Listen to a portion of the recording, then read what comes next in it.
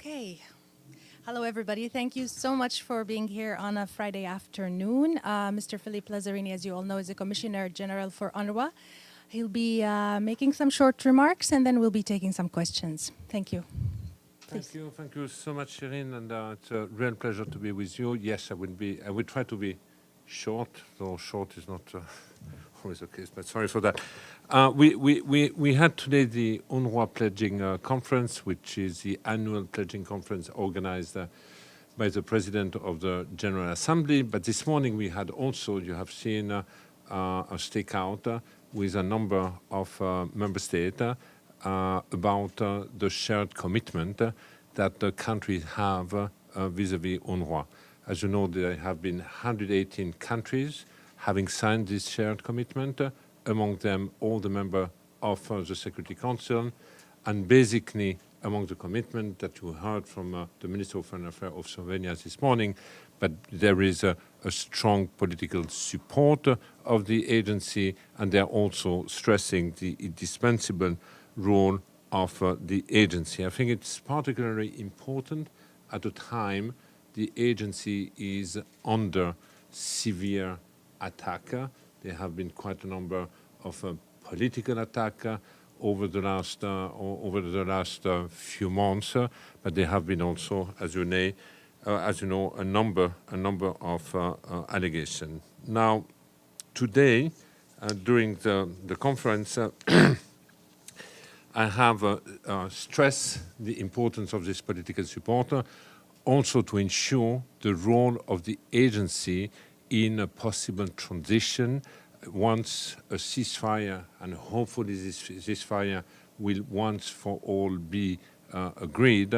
But I believe that the agency has an important role to play in any day in between a ceasefire and possibly a day after. And I have stressed the importance of education, reminding that 1 in 2 persons in Gaza is below the age of 18, that education is the only thing the Palestinian has never ever been dispossessed of, and we have today more than 600,000 girls and boys of the age of primary and secondary school living in the rubble, deeply traumatized, and for which I believe we have a common responsibility to bring them back as a matter of urgency into an education setting. And basically, there is no one beside the state or no one beside the UNRWA which can bring back this number of children to an education setting in such a scale. We are already in a relation with a number of partners where basically we would have a kind of a three-stage approach. The first one is a psychosocial support being provided to the children, which, by the way, is already ongoing. Secondly, we will have to look at, in a second stage, to have a safe space where basically we can restart the learning, the reading, the writing, the math, and thirdly, at a later stage, which will require, in fact, to bring back the children into a formal education setting, is also the reconstruction of the school. But to be realistic, the reconstruction of the school will not take place anytime soon, or at least as long as there is no commitment from the international community that we are investing into the reconstruction. Maybe just 1 or 2 elements regarding the overall humanitarian situation in Gaza. We are already 9 months into this war. Displacement basically keep going on. You have seen over the last week that there have been evacuation order in the middle region in Khan Yunis, but also evacuation order in Gaza and in the north. In fact, it's a perpetual movement, a perpetual exodus, and we estimate that in average, people are on the move on once every month. So it's it's not uncommon to meet people who have moved since the beginning of the war 6, 7, 8 times, which is an indication that there is absolutely no safe space in the Gaza Strip. We are constantly on the edge of a front line, constantly on the edge or on the fence of military operation. One thing, and I know that you have stressed quite a lot for this, but we keep hearing so many different types of stories. You, as journalists, keep asking us, is it true, is it untrue? We hear narrative, there is another narrative.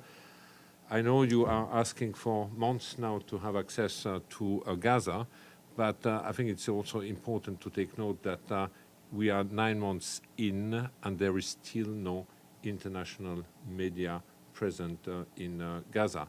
I think our national colleagues have made an extraordinary, have been absolutely heroic to try to report from what they describe as being hell on earth. But I think it is also time that once for all, you, the international journalists, do have access. You have been, you had access to all the possible war situations across the world. I don't believe that Gaza should be an exception.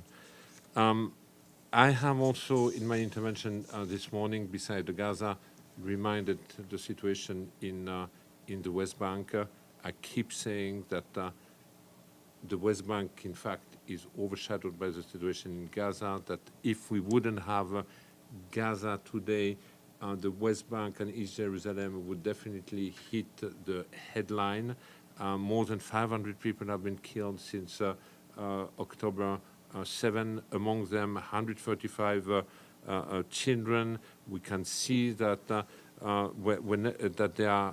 have been increase of attack by Israeli settlers, that whenever there are military incursion or security operation taking place, they lead also to the large-scale destruction of home and public infrastructure. And this seems to be a pattern, a new pattern, which has emerged in the West Bank. Last but not least, because we were in a funding and pledging conference today, you know that the agency has gone through a chronic financial crisis for the last 10 years. We certainly have been the only agency operating for years now with a negative cash flow, and I can tell you it's highly and deeply unsettling. We always had a mismatch between what we are expected to deliver and the resource being made available. You remember that at the beginning of the year, when we had the allegation of the 12 staff, which became 19 staff, allegedly having participated to the massacre of October 7, at that time, 16 countries suspended their contribution to the agency. We are now a few months later. We have the OIOS report going on. We had the Catherine Colonna report, which has been presented to you. And today, I'm happy to say that at the exception of the United States, who cannot resume before March 2025 because of legislative constraint, all the other countries are back. Now the question is the UK back or not? We have signed. I hope that they will be back in the very short period, or at least these are the messages that we are receiving. As of today, I can say that we have visibility to function until the end of September. When we started the conference today, I told the member states that we do not have visibility beyond the month of August.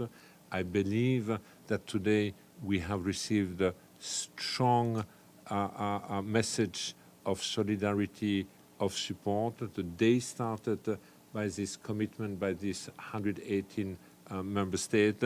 It has been re-echoed after that during the pledging conference, and we will continue now our effort to make sure that we can bridge between end of September and the end of the year.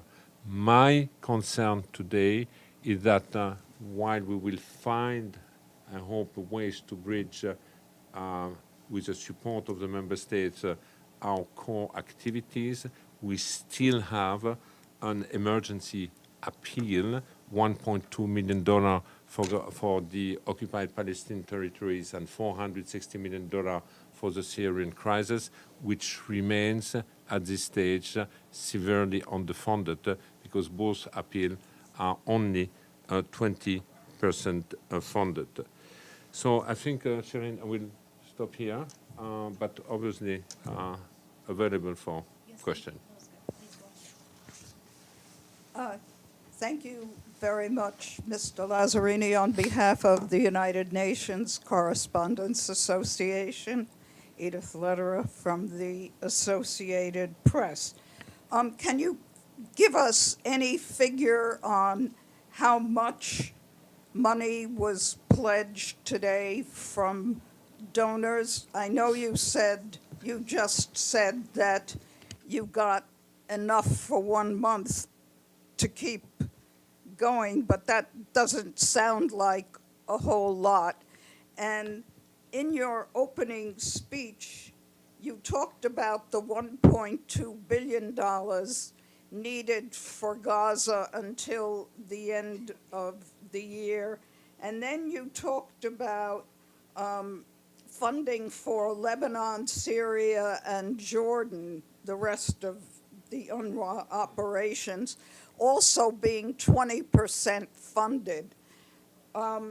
Was that the 460 million you were just talking about, or was that another number? I'm slightly confused. Thank you. I am sorry, with numbers we can easily be confused. So I will try to be as didactic as possible. We have a core budget for our core activities, which basically covers the spending of our 30,000 workforce of the agency, where basically we provide all the education, primary health, the human development activity of the agency. That's what we call the core budget, the backbone of the organization. The appeal for that is about $850 million. Now, when I'm saying that we have visibility until the end of September, I refer to that. I refer to the backbone. In addition, well, I'm interrupting you. That's for... That's a regular budget. But that's for Gaza, the West Bank, Jordan, Syria, and Lebanon. Exactly. This is the regular budget, the normal human development activities that the agency is tasked or mandated to provide to the 5 million Palestinian refugees across the region.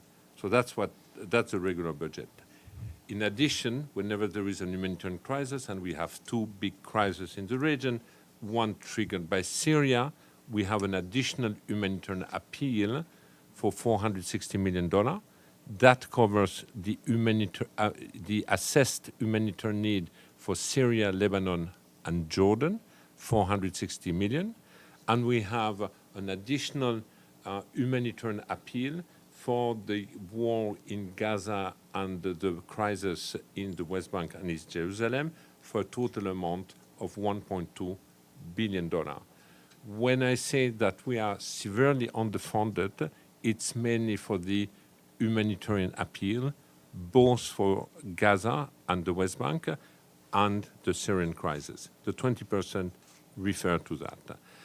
I would love to give you a figures, but I still do not have a final figures. I just ended the conference now. I have to see what's a repackaging or new money, but I'm confident enough after what I heard today that the agency now has enough resources to function till the end of September.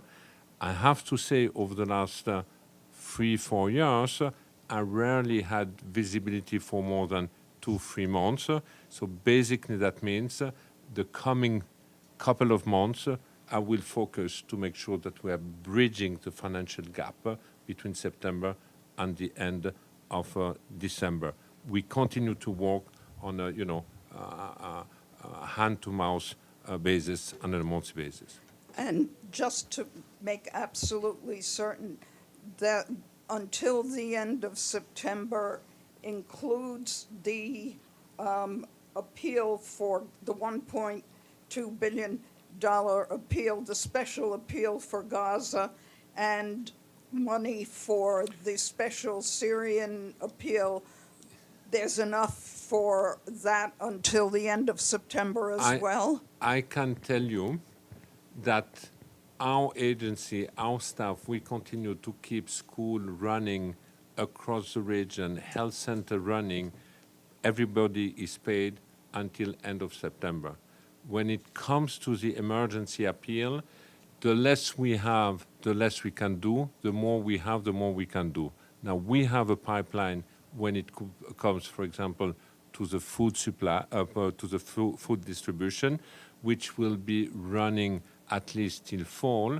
Today, already my colleagues are looking at making sure that in fall our pipeline does not break down, and that's where the emergency appeal becomes very important. Okay. I know it's a little bit complicated, but basically, we have two portals: regular budget, emergency appeal, like any other agency. Okay, let's start with Ibtissam, Bisan, and then Deji. Thank you. My name is Ibtissam Azim, Al-Arabi Al-Jadid newspaper. Good to see you.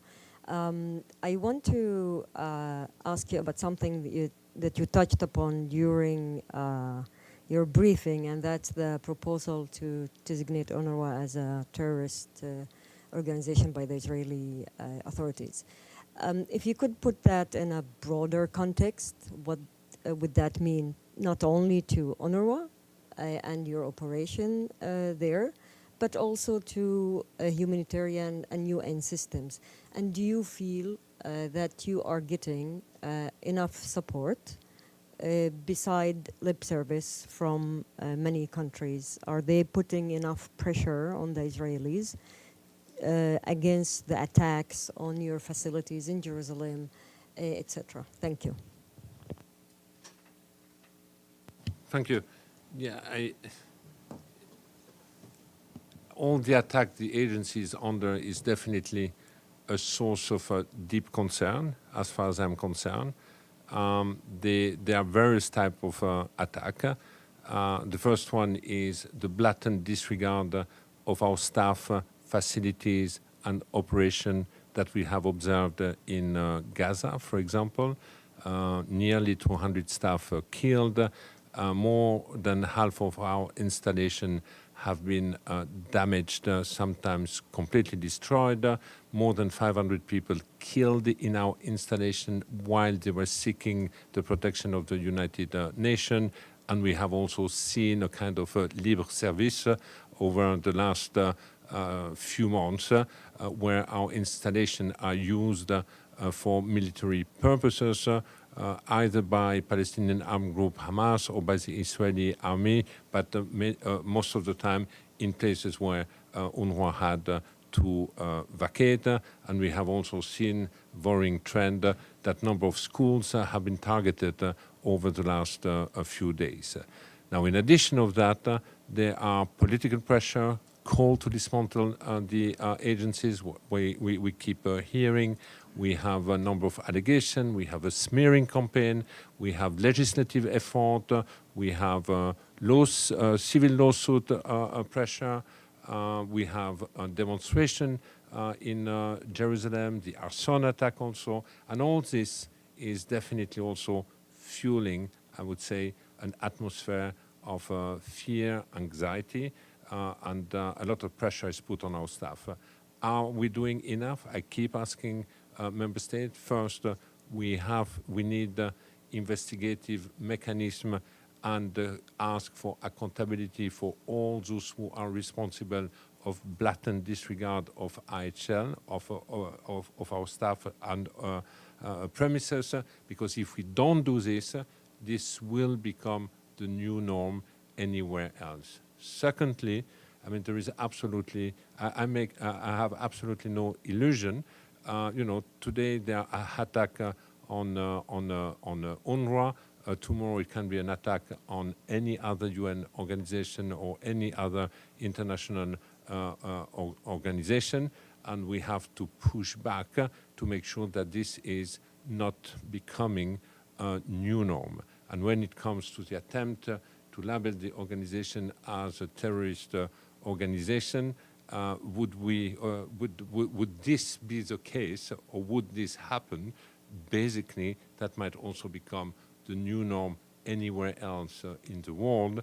Whenever we want to get rid of an organization or an humanitarian organization, basically in any kind of conflict situation or autocratic type of environment, you just label terrorists to get rid of the organization. So there is a real danger, and I keep drawing the attention of the member states that we have to vehemently push back against this type of attack, because these are also assault on our, on the multilateralism, on our shared value within the international community. Are we doing enough? We can always do more. There is no doubt about that. Thank you. Yeah, Bisan. Thank you very much, Bisan Aboukwek with Al Jazeera Arabic. The U.S. signed the declaration this morning, but they did not clearly participate in the conference. How do you think, or what visibility do you have that their signing of this declaration might be translated into, since they cannot actually resume funding before next year, given the what has been passed by Congress? And I have another question too. You mentioned that UNRWA is the agency that is better equipped clearly to bring back children in Gaza to schools, but of course there's going to be a reconstruction process. I mean, I know this is hypothetical, but how much time would it take if there is a ceasefire to actually get this going, and would more money be needed for that reconstruction effort, given what has happened to UNRWA schools and them being targeted? I think on the first question, you have to ask the question in Washington and the administration, but it was a very good sign to have the United States joining the 117 other countries for the shared commitment vis-à-vis UNRWA, which indicates that they are also providing the necessary political support to the agency, and it's important for other countries also to know that there is such a support. When it comes to the reconstruction, I think we really have to look at a phased approach. I keep talking about the day in between, in fact, because I believe that there will be a long period between the day there will be a ceasefire and the day we can really talk about the day after or the reconstruction.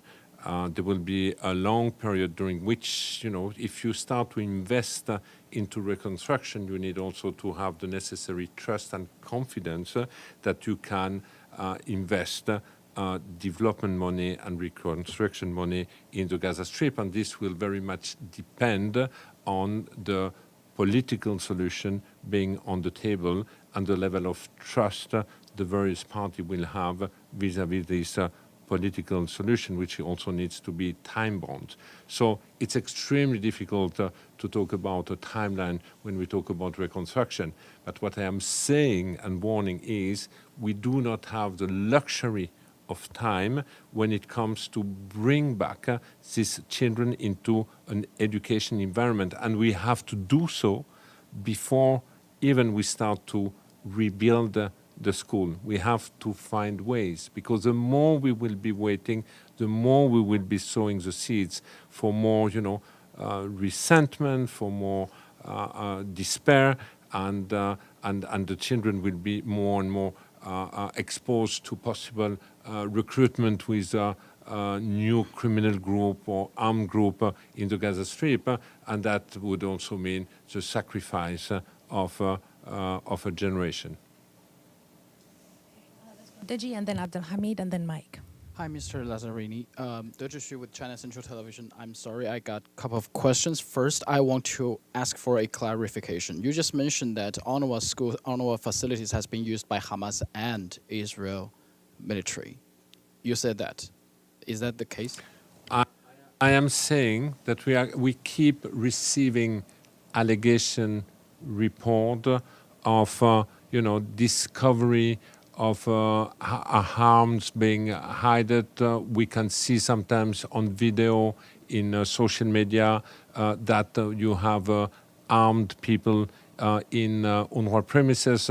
We see in some social media video of presence of the Israeli army in UN premises. So basically, there are multiple allegations and reports of UN premises being used by armed element. Oh, okay. That's also the reason why, I cannot tell you what happened, when. These are all places which have been vacated, and this is also the reason why I do believe we will need we need a board of inquiry once the environment permits, to clearly understand what happened and who was responsible. Okay. So actually, my questions are, sorry. First, obviously, you have to deal with the Israeli officials, and they are also labeling UNRWA, trying to label UNRWA as terrorist group. How would you describe the sentiment when you're talking with Israeli officers about your cooperation? And second, you mentioned that $1.2 billion for the emergency Gaza appeal, and you said you cannot really predict that long term. But we heard here repeatedly that it's a very opportunistic operation in Gaza. So for this $1.2 billion, how are you going to spend it if you don't have a very stable or, let's say, frequent operation inside Gaza? Thank you. Right now, it's extraordinarily difficult to operate in Gaza. And I'm sure that you heard many of my colleagues who came here to describe to you the challenges due to the collapse of the law and order, of civil order, the chaotic type of environment, the lootings, the hindrances due to the military operation, the difficulties we have also in deconfliction. So the operating environment is extraordinarily difficult nowadays. Now, when we talk about an appeal of $1.2 billion, it's also based on an environment where we can properly operate. Today, we are talking about collectively from the UN agencies of 40, 50 trucks coming in an ideal environment. And if we would just, collectively try to cover all the humanitarian needs, we would need much more than that.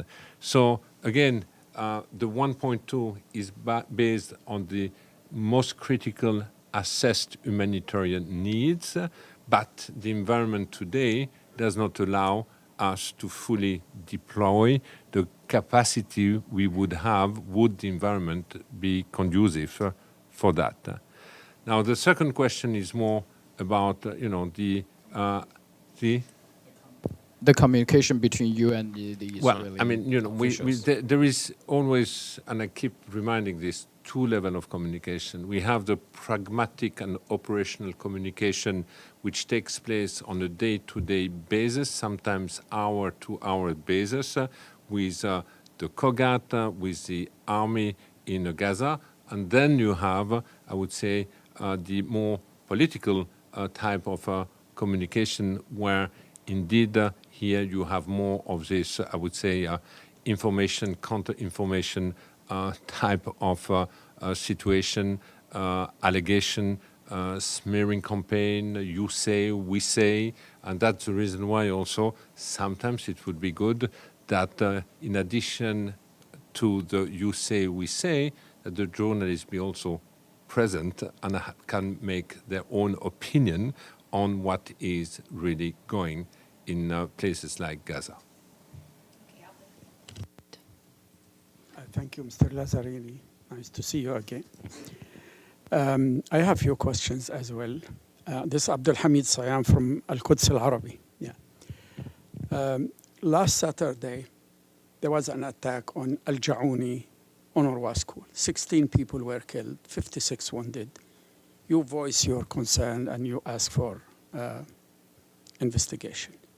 You have been asking for investigation again and again and again, and not one single incident was investigated. But when there was allegations against UNRWA, immediately 2 tracks of investigation. Not one, but 2. Why is that? That's one question. Second, normally if the pro-Israeli advocates, they attack the agency, if they cannot dismantle it, then they try to attack the person, the way they did with, for example, Pierre Cramboul. They attacked him personally. Are you concerned about yourself? I think you are a saint. There is nothing they can catch you about. Otherwise, they will attack you personally. Are you concerned about that? And last but not least, how do you see the concept of the right of return, which is, in fact, it is the target of all this smearing campaign against UNRWA? Thank you. I will start with the last question. I think I have been clear, for example, today again with the member state that let's do no mistake, all the attack against the agency are ultimately politically motivated. I do not believe it's a question of neutrality. Neutrality, we had a review, and I'm very happy that we had this track and this review because it has helped, in fact, to address, I would say, problem of perception with our donors. It was important that the review tells them that UNRWA has a system of risk management which are more robust than any other UN agency or international organization, but because of the context we are operating in, deeply polarized, deeply politicized, and because of our footprint and particularity, we can still do more, and hence the 50 recommendation of Catherine Colonna's report that we have agreed and embraced. So that was important. But I also keep saying to the member state, let's do no mistake. The attack ultimately are politically motivated. They are aiming at stripping the Palestinian from the refugee statute, and through this, they are aiming at undermining the aspiration to self-determination of the Palestinian, and for some, most likely also, to undermine, the two-state solution being on the table. So that's, I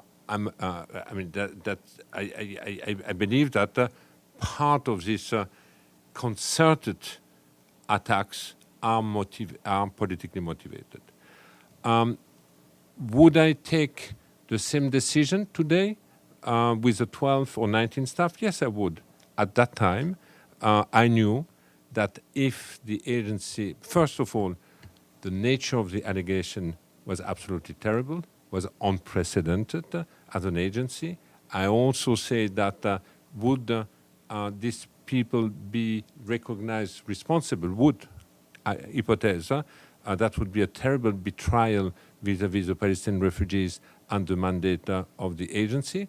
But I think it was very important. Yeah, I think it was very important to take at that time the necessary action, and this were action the agency could take. When it comes to the investigation or board of inquiry that I'm calling for, when it comes to the attack on the premises, it's very different because we are still in a war zone. We are still military operation are going on, and if you want to do an investigation, you have to send people on the ground to collect information, to have a forensic evidence, and for the time being, it's impossible to conduct an independent investigation of this nature.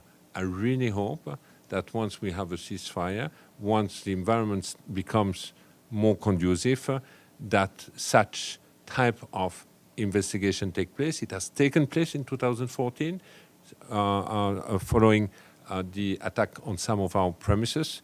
We are now in 2024, and the scale is just cannot be compared to what happened in 2014, but at least we had already a precedent at that time.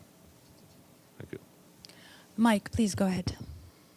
Mr. Commissioner General, welcome back to New York. Mike Wagenheim with I-24 News. I had two questions for you. I want to ask them separately. Building on the you say, we say theme that you talked about a few moments ago, UNRWA has been handling the count of humanitarian aid going into Gaza, which, and please correct me if I'm wrong, OCHA handled this in previous conflicts. It's now under UNRWA's auspices. UNRWA was told for many months by COGAT and by other analysts that its count was wrong, that it was off by exponentially. The IPC's Famine Review Committee came out with a report last month confirming that it simply has not been counting certain points of entry, hasn't been counting the correct amount of trucks coming in, hasn't been counting private food sources coming in. The difference between starvation and survival, essentially, is how far UNRWA has been off. Why did UNRWA persist and insist for so long on keeping what was known to be an incorrect count of humanitarian aid coming in?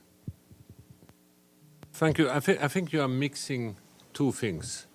One is the convoys and the counting of what comes into Gaza, and the second one is the IPC, and the IPC basically is to measure how acute the malnutrition could be in Gaza, and this is measured by experts from WFP, FAO, UNICEF, and so on, and they don't count the number of trucks coming in. They look at what's available in the market for the people, and do people have access to what is available or not available, because basically this is what is causing malnutrition. So that's the IPC. When it comes to the counting, I mean, let's be extremely clear. UNRWA has been only present in Rafah when it was open and in Kerem Shalom. We have not been present anywhere else. So we can monitor only what comes in for the broader UN community. And basically, that was the entry in Rafah, and that was the entry in Kerem Shalom that we were operating. Secondly, there have been also, and here is, if you talk, I'm not an expert, but if you talk to people on the ground, they are also saying, oh, there is a discrepancy on the number of trucks.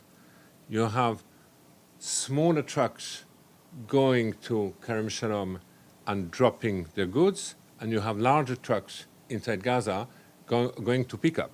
So if you need 2 trucks to come in and 1 truck's in, we basically count the trucks we are dealing with, because basically that's what's being moved in Gaza. So here, I know that there have been, different way of counting. I was asked recently in a press conference, who is telling the truth? I say everyone is telling his own truth when it comes to the trucks and what is coming in. But the way of counting has been different, and we are also talking about different size of trucks. But ultimately, when we talk about how bad is the malnutrition, how bad is the hunger in Gaza, it has nothing to do with counting trucks in a crossing point. It has all to do with what is really available and accessible for the people. And if it is not available and not accessible, that's where it starts to impact people. And the IPC has been very clear.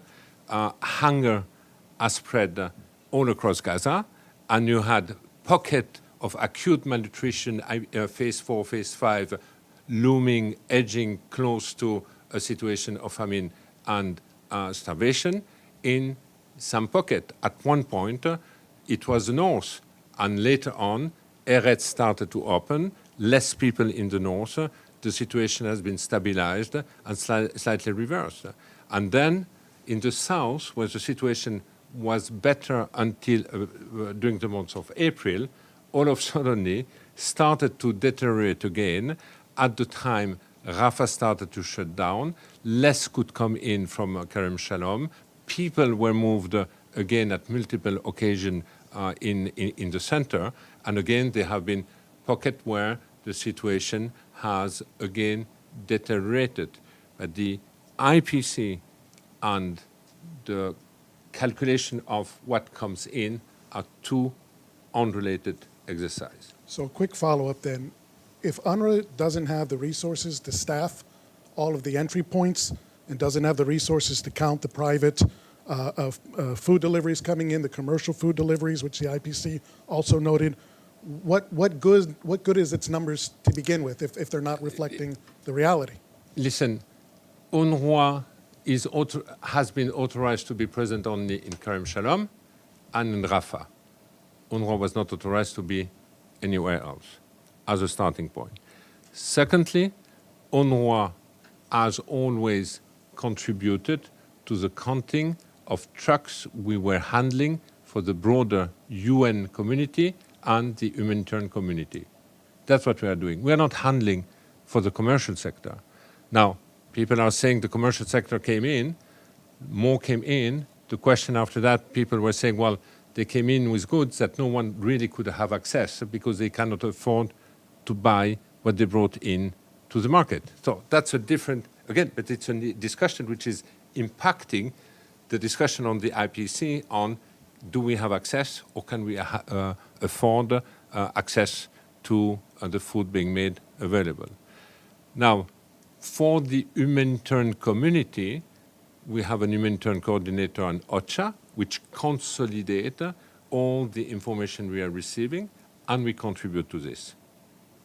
Second question. I tried to contact your office for an answer, and they didn't get back to me, but I know you guys have your hands full. There is an allegation made in a civil lawsuit filed in New York that UNRWA's policy in Gaza is to distribute aid in U.S. dollars in cash, and that policy only applies in Gaza. It does not apply in the Palestinian territories in Judea and Samaria. It does not apply in Lebanon. It does not apply in Syria. Is that factually correct? Factually, if I remember well, they talk also about salaries being paid only in dollar in Gaza. This is factually incorrect. Not just salaries, but aid as well. I'm saying salaries was the main issue in this lawsuit. We pay salaries in dollar in Lebanon, and we pay also our staff in Syria on a dollar base, like we do in Gaza. Ultimately, the distribution, if you talk about the cash assistance, if I'm not mistaken, I say if, it's in shekel. It's not in dollar. But our reference of what we are doing, it's always at the beginning, because our budget are in dollar, our contribution are in dollar, but the cash which would be distributed would be in shekel. But I can come back to you to be 100% sure. I want to be 100% sure. That's my instinctive answer to you. Last thing isn't a question, just a comment.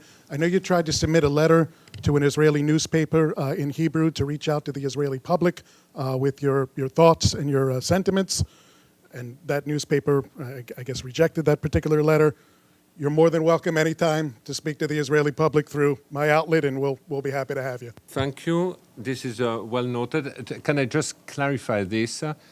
You might know that I issued an essay in the New York Times, and basically there is 30 days of copyright, and after 30 days, this essay has been offered to other newspaper, and that's what was offered. So it was not a different paper than the essay published in the New York Times. Thank you. Thank you. Thank you. Are there any other questions in the room? Online, I see somebody's hand, or are you just waving goodbye? Please speak up. Yes, I have a question for Mr. Lazzarini. Mr. Lazzarini, Stefano Vaccara, La Voce di New York, Ital Press. I know it's not your decision, but if the Security Council ask you an opinion on UN mission, I mean UN peace mission for Gaza. What will be your answer? Do you think it's a good idea and something like similar to UNIFIL, or you think that for Gaza is not a good idea? My honest answer right now is I don't know what I would advise, because it all depends on where we are, in terms of offered political solution, what's acceptable, what has been negotiated, not negotiated.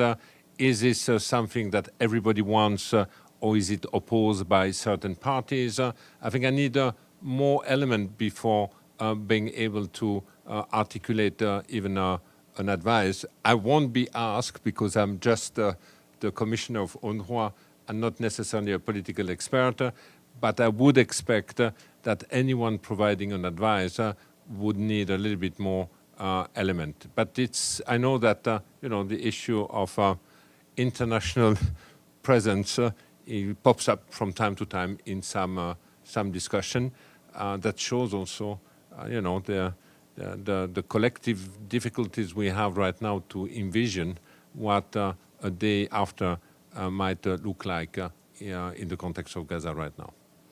Okay. I think. Can we just take two more questions? Yes. Okay. Let's start with Gabrielle, and then we go to Abdelhamid. Thank you, Mr. Lazzarini. I know it's been a long day. Appreciate you taking another question for me. I just want to clarify. Most of my colleagues have asked all my questions, but I just want to clarify. You said of the 16 countries that paused or suspended funding to UNRWA after the Israeli allegations, 15 of those countries have come back. Is that correct? I said most came back, 14 officially came back, okay. And I believe that very soon I will be able to say 15 came back. Okay, but again, I cannot. Thank you. Thanks for that clarification. Just one last question. Just taking a step back for a second. Have you thought about how this conflict has changed UNRWA forever? How the organization might change in the future once this conflict is over? I keep asking myself this question. I was even asking myself this question before October 7. And one of the questions I tried always to envision was this year we are marking the 75th. 75th UNRWA exists because there is no political solution. Let's be clear. But then the question I wanted to ask to member states was, but what if the next symbolic anniversary, which might be 100 years, there is still no political solution? Would the international community still fund and renew the mandate of an agency like ours, providing public-like services to one of the most destitute communities in the region? And I try to bring this question on the table to try to collectively start to think about, not changing the mandate, but we were in such a situation where our main existential threat was the financial crisis. The discrepancy and the tension between what we are asked to deliver and the expectation and the resource being made available. And we all know that before this, this tragedy we are all witnessing, and this seismic transformation in the region, before the conflict was not a priority anymore of the international community. It was deprioritized. And we started to deeply suffer from this indifference. Everybody suffered. The political process was stalled. There was absolutely nothing. No one knew in which direction it was going. But we, as an agency, became the proxy of that. So I tried to bring this conversation. Now today, yes, it is important. There is a discussion about what could be, what should be the role of UNRWA in Gaza now, on the day in between, the day after, I do believe that our main comparative advantage is education, it's primary health.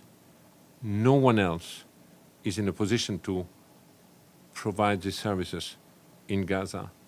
But when it comes to rebuilding the hardware, that's not necessarily where we have a comparative advantage. And anyway, it is destroyed to such a scale that only bigger institutions used to that can do a better job than we would do. So yes, there is quite a number of reflection going on. Now, I don't have the answer in 2 words. Appreciated. Well, Abdelhamid, if you keep it short, because I think we're done almost. Yeah, I'll be short. Yes. First, I strongly wish that you say Karim Abu Salim and not Karim Shalom. That's my inability to... Okay, that's second. And the second question fast, when was last time you were in Gaza? And if you want to go now, will you be prevented from going to Gaza now, as we speak? As I speak, I have asked to go, I think 3 weeks ago, and I haven't received the authorization. As we speak today, my visa for Jerusalem is not yet renewed. Okay. Thank you so much. And last, there was a memorandum signed by UNRWA and Israel right after the occupation of 1967. Very important memorandum of understanding. Can you make it available to us? When was it signed? 1967, after the occupation. Israel was very concerned about the UNRWA services to be cut off from the refugees and they might revolt. So the military leader, military governor of Israel, rushed to UNRWA office in Sheikh Jarrah and signed a memorandum of understanding, very detailed one. Could it be available? First of all, I need to know if I can find this memorandum. So thank you for the information. We'll ask my team to look into it. And once I'm aware of this memorandum, I will let you know if I can make it available. Thank you so much. Thank you. I think we're done with the questions.